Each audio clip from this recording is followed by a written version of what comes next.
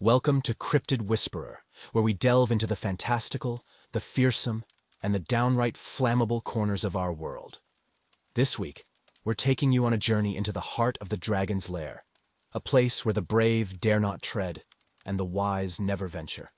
But fear not, dear listeners, for we have traversed these fiery pits and icy caverns to bring back the ultimate guide to not just surviving but thriving in the presence of these majestic, mythical beasts.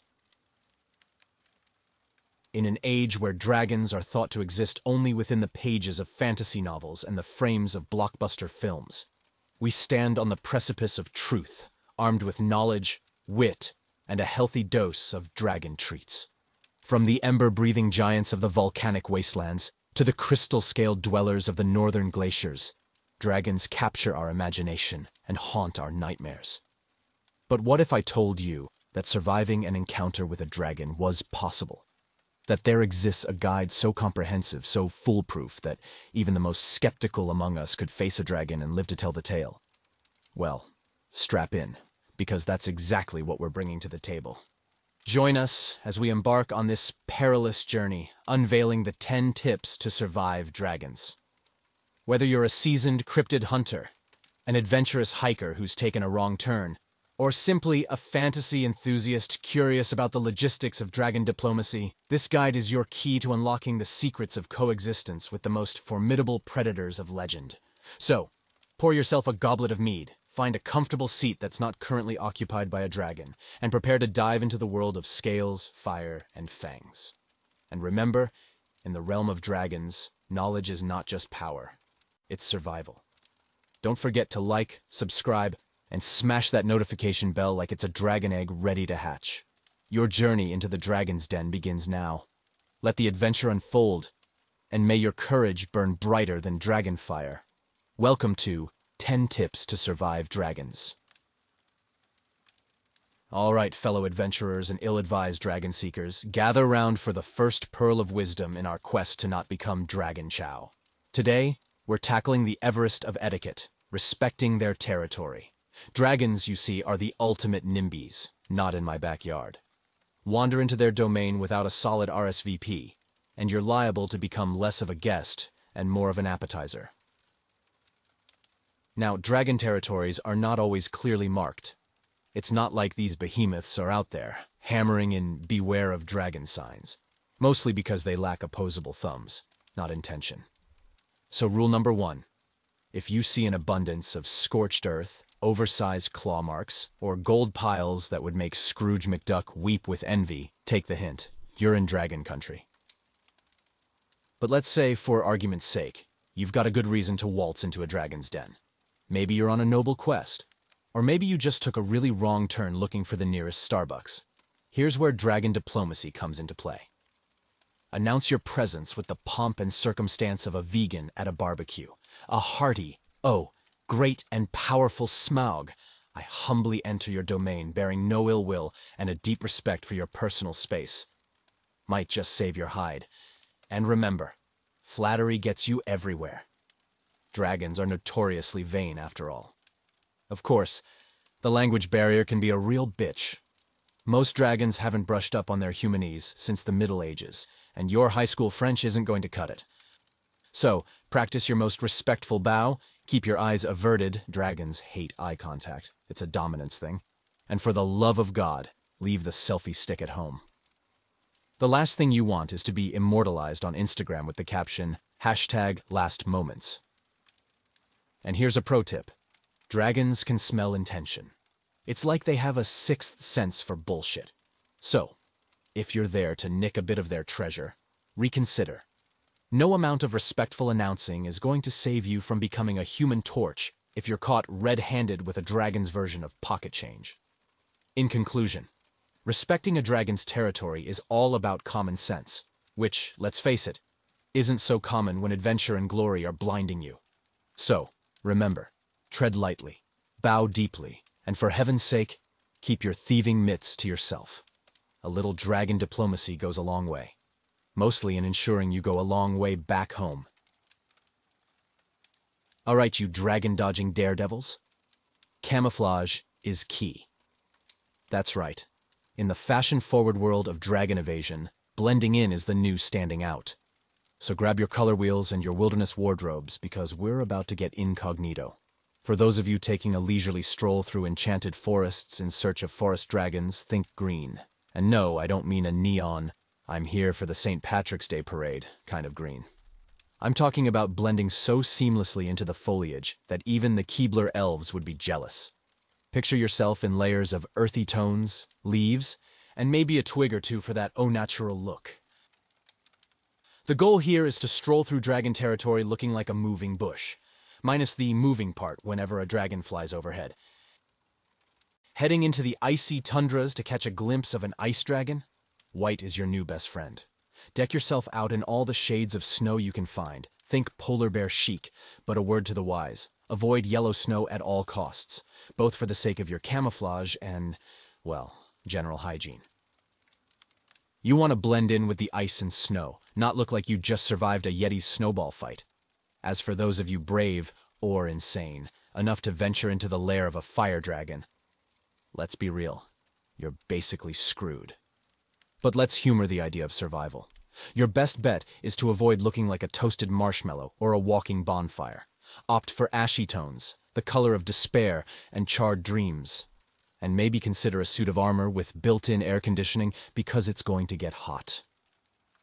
Just remember, no shiny metals, unless you want to attract every dragon in a 10-mile radius with your sun-reflected, "Here I am, come eat me" beacon.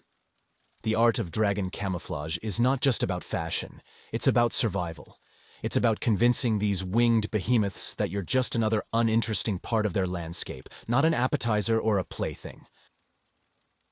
So, dress smart, blend in, and for the love of all that is fiery and scaly, keep your movements minimal, because nothing says I'm a snack like a neon orange vest in a forest of green. In conclusion, when it comes to dragons, remember, if you can't beat 'em, blend in. Camouflage is more than just a fashion statement. It's your ticket to making it through dragon-infested territories with your skin still attached. So, embrace your inner chameleon, pick your palette wisely, and maybe, just maybe, you'll live to tell the tale without becoming dragon dung. Venturing into the realm of dragons without a handy guide to dragon ease is like walking into a French patisserie and ordering a baguette. You're going to get roasted, and not in a good way. So, buckle up, linguistic adventurers, as we embark on Tip 3, Understand Dragon Speak. Arm yourselves with a crash course in dragonese, the ancient and fiery tongue of our winged adversaries, because, let's face it, saying, "Please don't eat me" with the right accent might just save your ass. First things first, dragonese is not a language in the traditional sense. It's more of a complex series of roars, growls, and the occasional puff of smoke for punctuation. However, with a keen ear and a strong will to live, you too can master the basics. The foundation of all dragon interactions is the polite, "Please don't eat me," which, in dragonese, sounds something like a cross between a belch and the noise you make when you stub your toe in the dark. It's important to get this just right. Too much inflection, and you might accidentally challenge them to a duel. Too little, and you're basically saying, "Season me with salt, I'm ready for the grill." Now, should you wish to compliment a dragon, a strategy as risky as it is potentially rewarding, you'll want to comment on their scales. "Your scales shine brighter than my uncle's bald head on a sunny day" is a winner, assuming you can mimic the sound of admiration, which is somewhat akin to the purr of a cat if that cat were the size of a school bus and could breathe fire. Of course, it's always useful to be able to ask for directions, especially if you find yourself hopelessly lost in a dragon's cavernous lair. "Could you kindly direct me to the nearest exit that doesn't involve going through your digestive system?" is a handy phrase. Just be sure to emphasize the growls. Dragons respect a good growl. Lastly, the universal dragonese farewell. May your hoard always sparkle and your enemies always be crunchy. It's the equivalent of, "Have a nice day," but with the added flair that dragons appreciate. Deliver this line with a deep bow and a backward step. Never turn your back on a dragon. It's the ultimate sign of trust or stupidity. Often both. In conclusion, understanding the basics of Dragon Ease won't just potentially save your life.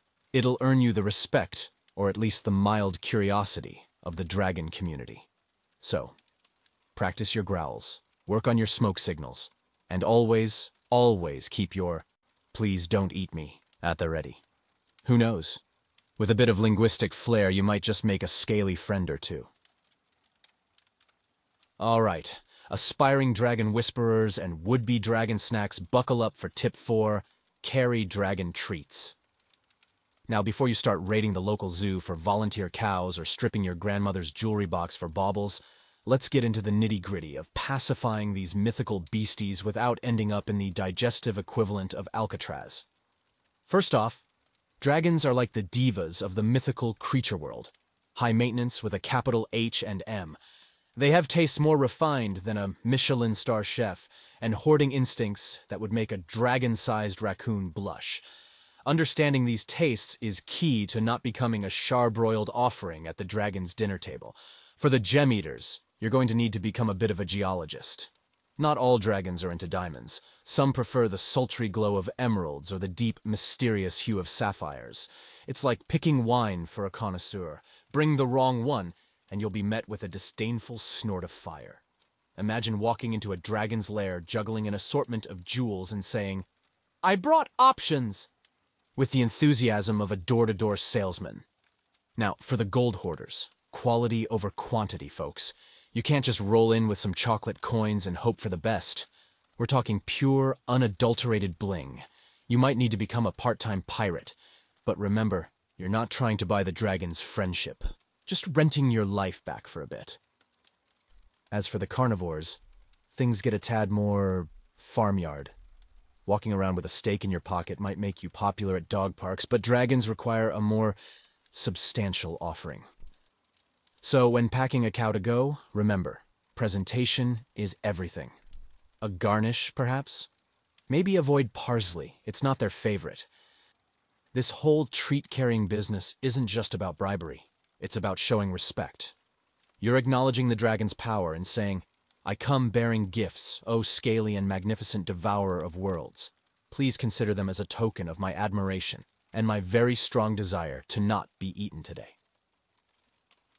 In conclusion, whether you're packing rubies, gold bars, or the neighbor's particularly annoying goat, kidding, sort of, remember, the right treat can turn a fiery death into a delightful tea party with your new dragon pal. So, stock up. Choose wisely, and maybe keep a cow or two in your back pocket. Figuratively speaking, unless you're wearing really, really big pants. Brave souls, we've talked about linguistics and luring dragons with shiny trinkets and tender meats. Now, get ready, because it's time for Tip 5, Know Your Dragon Types. This isn't just survival, it's an education. Because when you're facing down a creature that could either freeze you into an ice sculpture or turn you into a BBQ special, knowing a thing or two about what you're up against isn't just smart, it's essential. Let's get something straight. Not all dragons are built the same. Thinking they all just huff puff and light stuff on fire is like assuming all Italians are good at making pasta. Sure, a lot of them are. Dragons? They're a bit more complicated and a hell of a lot more dangerous. First off, we've got our classic fire breathers. These are your standard issue fairy tale dragons. They love gold, princesses, and a good old-fashioned village roast-up. If you see a charred forest or a castle that looks like it's seen better days, you're in fire breather territory. Pro tip: fireproof underwear. It won't save your life, but it'll save your dignity. Then there are the ice dragons. These frosty fellows can turn you into a human popsicle before you can say winter is coming. They're the introverts of the dragon world, preferring snowy peaks and ice caves. If you're crashing their pad, dress warmly and maybe carry a thermos of hot cocoa. Not for you, for them. Who knows? It might just warm their chilly hearts. Next up, acid spitters. These dragons are like the toxic friends of the reptile realm. They leave a mess wherever they go. Their lairs are usually filled with half-dissolved treasures and the bones of the overly curious. If you encounter one, remember, rubber boots and a raincoat, because it's going to get corrosive. And that designer outfit you're wearing? Yeah, it's not acid-proof. And let's not forget the sneaky bastards, poison dragons. These are the silent but deadly types, quite literally. They'll gas you with a breath that's less minty fresh and more instant death. If you're venturing into their turf, might I suggest a gas mask? It's not the most fashionable accessory, but it beats dying. So, adventurers, as you embark on your dragon-spotting escapades, remember, knowledge is power. And in this case, it's the power to not get frozen, fried, dissolved, or gassed. Know your dragons, respect their differences, and for the love of all that's holy, pack accordingly. Because in the world of dragons, the only thing worse than a fashion faux pas is becoming dragon dung.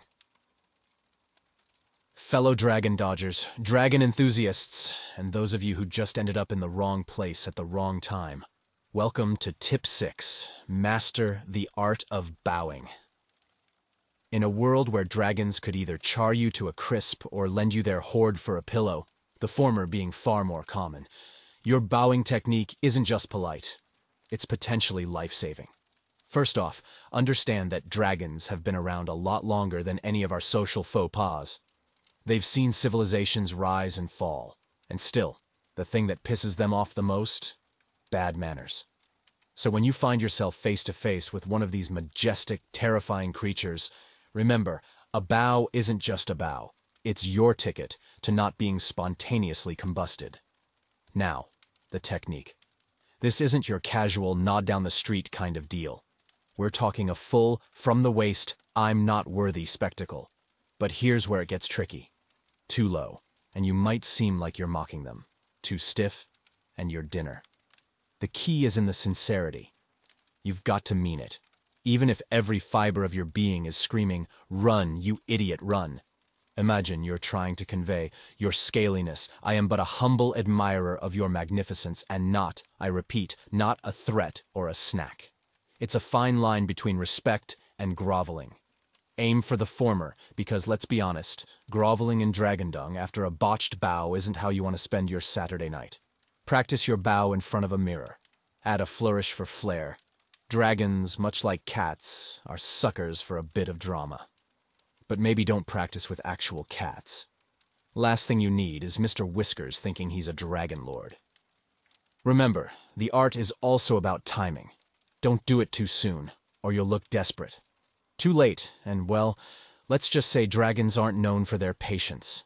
Find that sweet spot right when they lock eyes with you, and let the magic happen. So there you have it. The art of bowing to dragons, a delicate dance of dignity and desperation. Master it, and you're on your way to not just surviving, but thriving in dragon territory. Screw it up, and well, you better hope your next of kin finds the humor in your charred remains being discovered in a bowing position. Remember, when in doubt, bow it out. Just make sure you do it right. All right, you dragon-dodging fashionistas, let's talk survival tip number 7.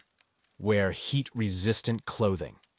Now, before you start thinking this means donning your grandma's asbestos curtains as a chic cape, let's get into the nitty-gritty of not getting your ass fried by a fire-breathing dragon in style. First off, understand that when you're dealing with fire dragons, you're basically engaging in a catwalk battle where the loser gets turned into a human barbecue. So, dressing in the latest fireproof fashion isn't just a statement, it's a fucking necessity.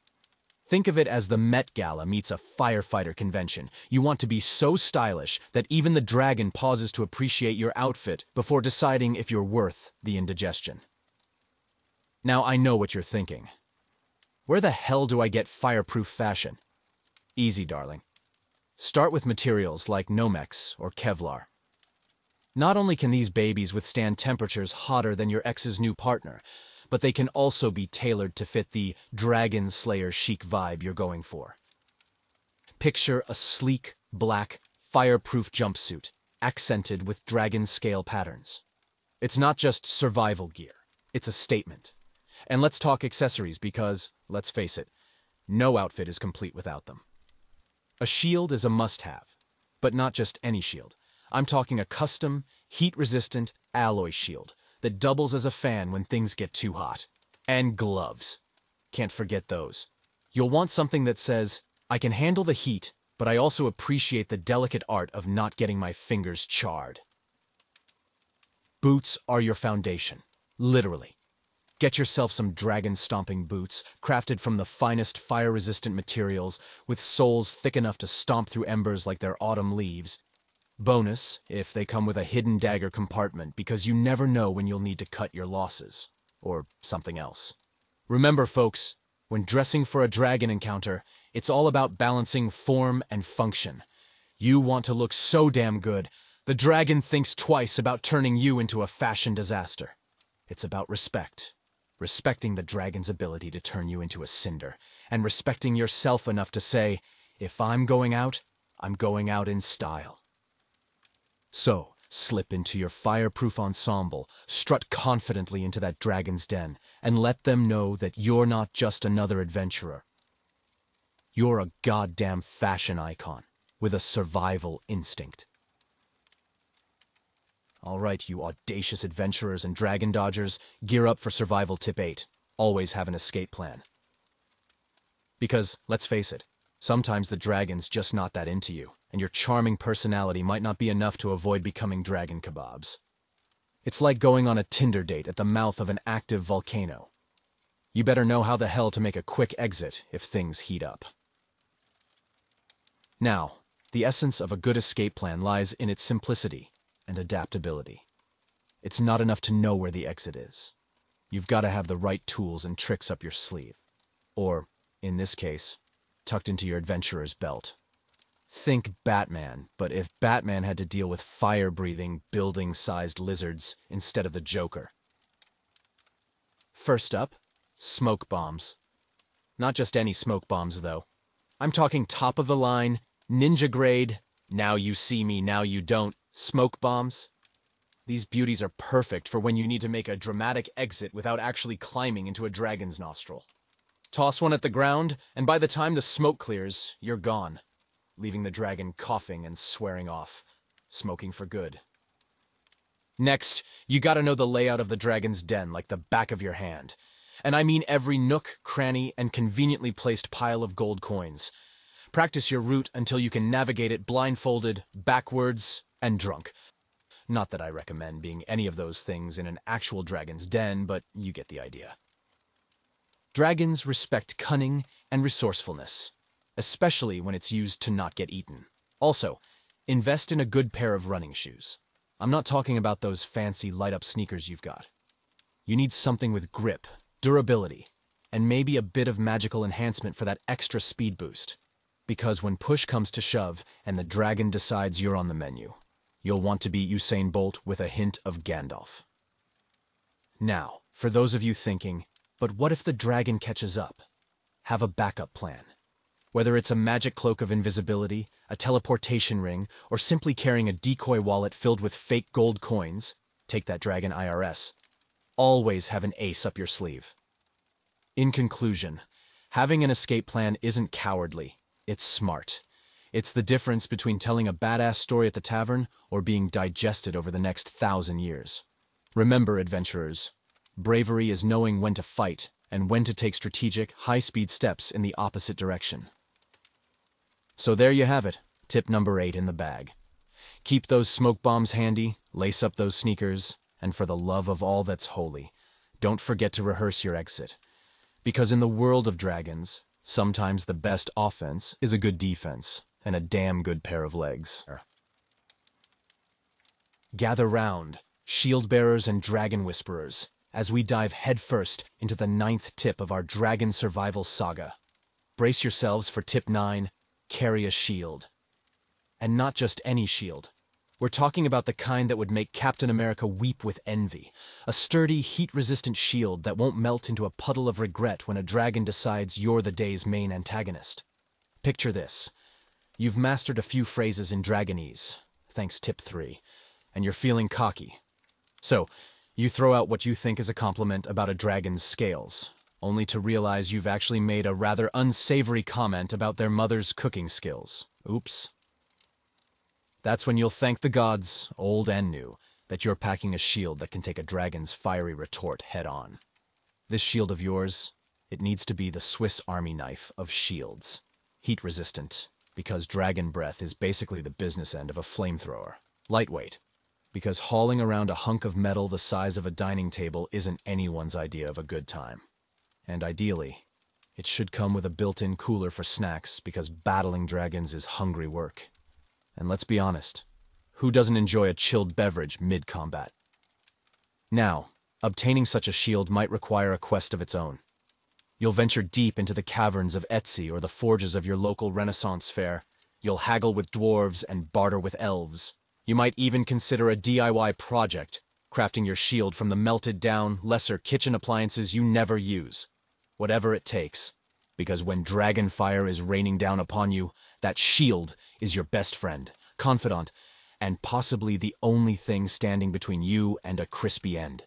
Remember, a good shield not only protects you from being scorched, it also serves as a physical reminder to think before you speak. A dragon's mother is no joking matter. These majestic, scaly mamas are the heart and soul of the dragon community. Insulting one is like wearing a meat suit into a lion's den. Not advisable. So, wield your shield with honor, dear adventurers. Let it be a testament to your bravery, your wisdom, and your unyielding commitment to self-preservation. May it guard you well in times of peril, serve as a makeshift sled when sliding down a mountain of dragon treasure, and occasionally function as a very impressive picnic table.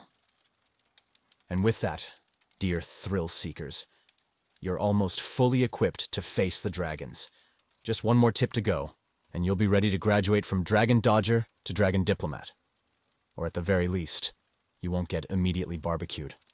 Onward to the final tip. Here we are, brave souls, at the grand finale of our Dragon Survival Guide. You've navigated the treacherous path, armed with knowledge, a shield, and perhaps a slightly unhealthy reliance on smoke bombs. Now, it's time for the ultimate test, the creme de la creme of dragon diplomacy. Stay calm. Yes, I can hear the collective groans. Stay calm, you scoff, in front of a bloody dragon who's eyeing me like I'm the last piece of chicken at a buffet? But hear me out. Dragons, those majestic, terrifying beasts, are like the world's most dangerous mood rings.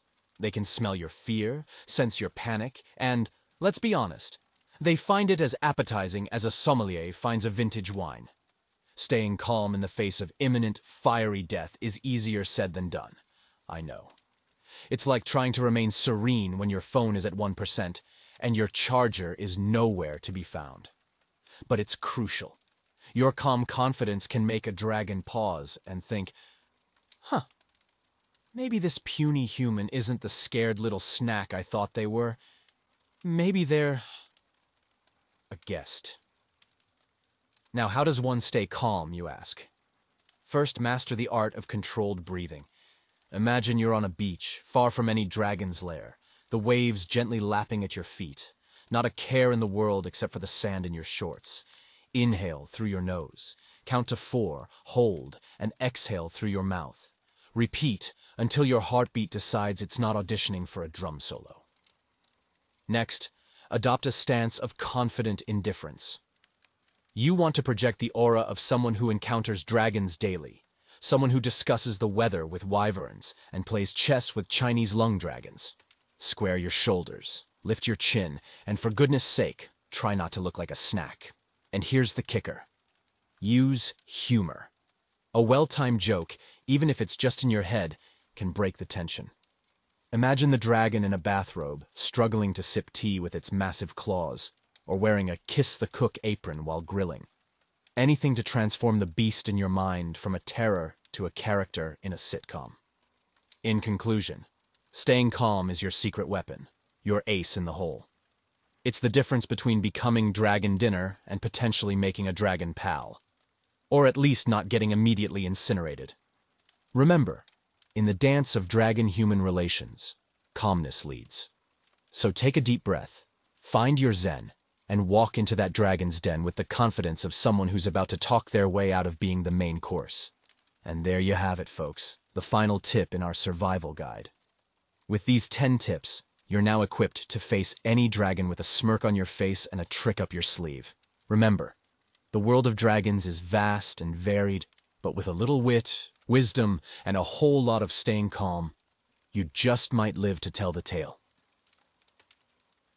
And thus, we conclude our fantastical voyage through the perilous skies and treacherous lairs of dragonkind with a new-found wisdom to navigate their fiery temperaments. But, brave souls, our journey together does not end here, for the world is vast, filled with mysteries untold and creatures unseen, waiting to be discovered and, dare I say, survived. As we part ways, let not the flame of curiosity be extinguished. For more tales of bravery, wit, and the occasional questionable life choice, subscribe to Cryptid Whisperer. Unearth more secrets of the cryptid universe, where danger lurks in the beauty of the unknown, and laughter is the best shield against fear. Should this guide have sparked a light in the caverns of your mind, or if you've tales of your own encounters with the mythical, the magical, or the downright inexplicable, drop a comment below. Share your story, become a part of this intrepid community of adventurers, scholars, and, yes, occasional dragon dinner guests. Hit that notification bell with the might of a dragon slayer to never miss an episode. Like a beacon in the night, let it guide you back to us, for the Cryptid Whisperer's lair is ever brimming with new mysteries to unravel, creatures to meet, and survival tips to, well, survive. Like this journey into the dragon's den? Show your love as fiercely as a dragon guards its hoard. Your support fuels our quest for knowledge, our forays into the fantastical, and our inevitable insurance claims for accidental dragon-related property damage. In the words of ancient dragon lore, may your path be clear, your will be strong, and your snacks be plentiful. Until we meet again, keep whispering to the cryptids, keep questioning the unknown, and above all, keep your sense of humor intact. It's a wild world out there, and we're just beginning to scratch the surface. Farewell, fellow explorers, and remember, in the dance of the mysterious and the mundane, may you always lead with curiosity, follow with caution, and, whenever possible, sidestep with style.